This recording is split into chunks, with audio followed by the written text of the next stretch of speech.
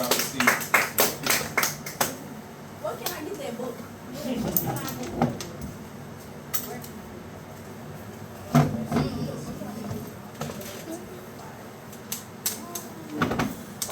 Right. Okay. Because of my allergies, I'm gonna turn that fan on. Because I be walking around here sick. So how's everybody doing today? Let me hear y'all say all right. All right. I need all the ugly people to be quiet. That's right. So everybody's beautiful. So everybody makes some noise. So give it up for Mr. Kwesi one more time. So I am Black Ice, president and founder of the Poet Organization. We were here last week, and some of you all had actually written some things last week. And we talked about overcoming. And that was basically the same thing Mr. Kwesi was talking about, overcoming your hurt, overcoming your pain. And a lot of that starts with knowing who you are and knowing yourself. We grew up in a country where we were told that black was ugly, that light was pretty, that anything that looked like European was beautiful, whether it was wavy hair, whether it was light eyes, and anything that was dark skin or with kinky hair was ugly. But we know that according to our history, when they looked and they wanted to find out where the mother and father of all civilization came from, what country did they go to? Where? Somebody said it. They went to Africa. Because Africa is the birthplace of civilization. Now, there was a geneticist who dealt with genes and genetics. His name was Mendelssohn. He said that dark hair, dark eyes, and dark skin is dominant. You know what that means? You know what dominant means, right? The strongest, right? He said that light hair, light eyes, and light skin is recessive, which means that you can get the recessive from the dominant, but you can't get the dominant from the recessive, which means that the first man and woman and the first people and the first civilization that was here was black people. You, your family, your ancestors were the mothers and fathers of this whole planet when we talk about human beings. So we have to be proud of who we are, and we have to be proud that we're black. Somebody say, I'm black and I'm proud. I'm black and I'm proud. Y'all got to say it like y'all mean it. Somebody say, I'm black and I'm proud. I'm black and I'm proud. Yes, we are black and we're proud. Now let me ask you a question. Who knows the man who founded Chicago? No. He got it. Come on with it. It's a high school name after him. What's his name? I'm not going to tell you his last name because I want you to guess that part. But I'm going to tell you his first two. Jean-Baptiste Point. Starts with a D. Dunbar. Not Dunbar, you're close. He said do. DuSable.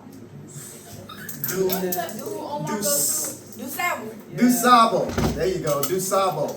So DuSable was the black man who founded Chicago.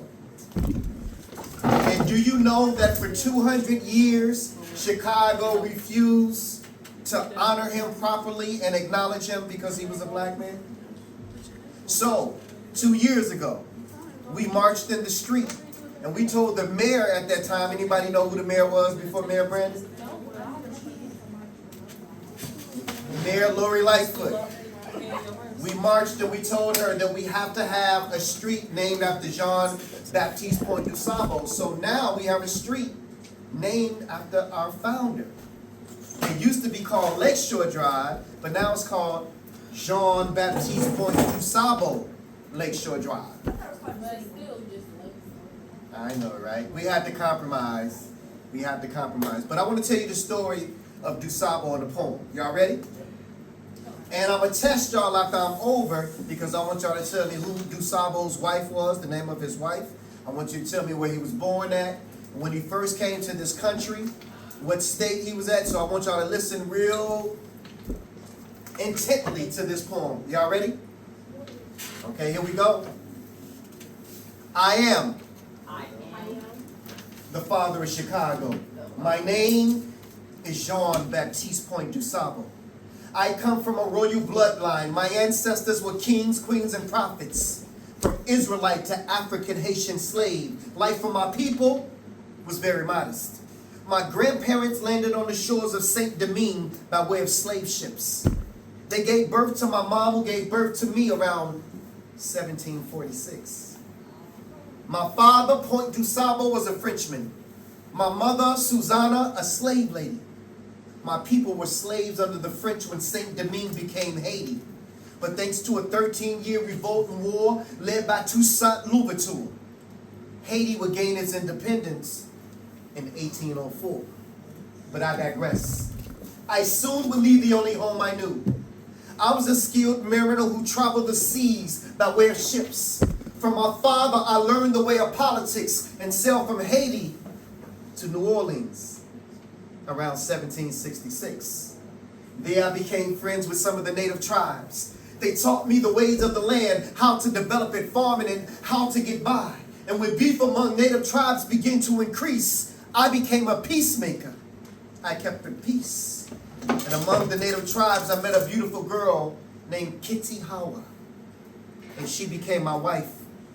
She gave birth to Jean Jr. in 1773 and a daughter Suzanne, who I named after my mom who died. She was born 2 years later in 1775. Shortly thereafter, I was approached by the British to fight, but I refused to fight in the Revolutionary War. God had something much more greater for me in store. I would take my family and leave New Orleans to settle in an unsettled land to build something new. A place with no slaves, no masters, not ruled by any foreign power. This place was called East Chicago. Somebody say East Chicago. East Chicago. And in case you didn't know, East Chicago later became known as Chicago. I developed a successful trade post there, developed over 800 acres of swampland. I was a skilled interpreter, skilled in Spanish, English, Haitian, and many of the native languages. The Europeans traveled to my trade post to buy their furs. So when you gaze upon the Chicago River, see me. When you travel down DuSable Lakeshore Drive, see the harbors and that beautiful skyline, see me. I am the father of Chicago. Not that I was the first one here, but I was the first to arrive, establish trade. I had no slaves. I am the founder of Chicago. My name is Jean Baptiste Point du Sable. Give it up for the founder of Chicago, y'all. Okay, let me ask y'all some questions. What was the name of Chicago before it was called Chicago? East Chicago. East Chicago. Give me some, give me some, give me some. All right. Now, what was the name of Jean Baptiste du Sable's wife? Kitty Howard. Kitty Howard. That's what you had? Kitty Howard. Okay. No, it's good because y'all paying attention.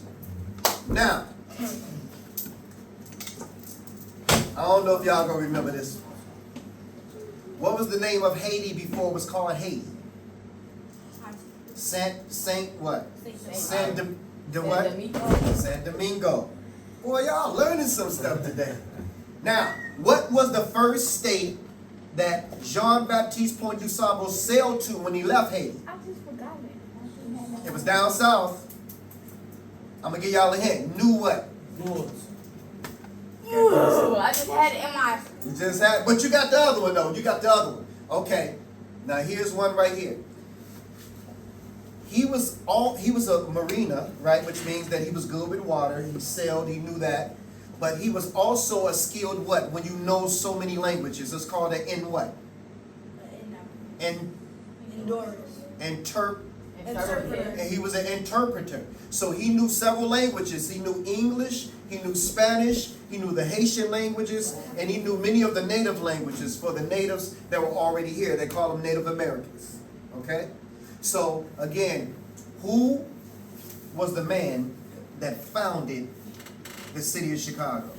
I forgot his first name, but He said it right. So in French, John is pronounced Jean. Jean. And so that's the name, but it means John. He was the same thing. So Jean Baptiste. John Baptiste. And then what do you do when you do this? Dot. Point. You on it, boy. Jean Baptiste Point. Do what? Sable. He was the founder of what? Chicago. He was the founder of Chicago. Y'all got to give yourselves a nice round of applause. Now, the reason why I dealt with that and I wanted to deal with it that way is because black people, our people, we were some of the greatest builders on the planet. Do you know that the pyramids in Egypt were built by our people? The Colosseums in Rome, how many people saw that movie, The Gladiator? You seen the movie The Gladiator? They fought in the Roman what? Colosseums. We built those Roman Colosseums in 70 AD, 72 AD. There was a Roman general by the name of Titus. He was the one that led the construction of the Roman Colosseums. He wanted to impress his father, which was named Vespasian. He was the Roman emperor. So in 70 AD, he went over there to the Middle East. He went and got our people, got slaves, brought us to Rome, and we built the Colosseums over there. So I'm black and I'm what? Proud. I'm black and I'm what? Proud. I'm black and I'm what? Proud. I'm proud and I'm? Black. I'm proud and I'm? Black. We are black. We are Black and proud. proud. We are beautiful. Beautiful. We are beautiful. Yes. Do you know that you are so beautiful that there are other people out there that get suntans so they can try to get dark in their skin just like you? Yeah. Do you know that people look at your lips? You got beautiful full lips. Do you know that there are people that will go and pay and get a shot in their lip so that they can make their lips big like our lips?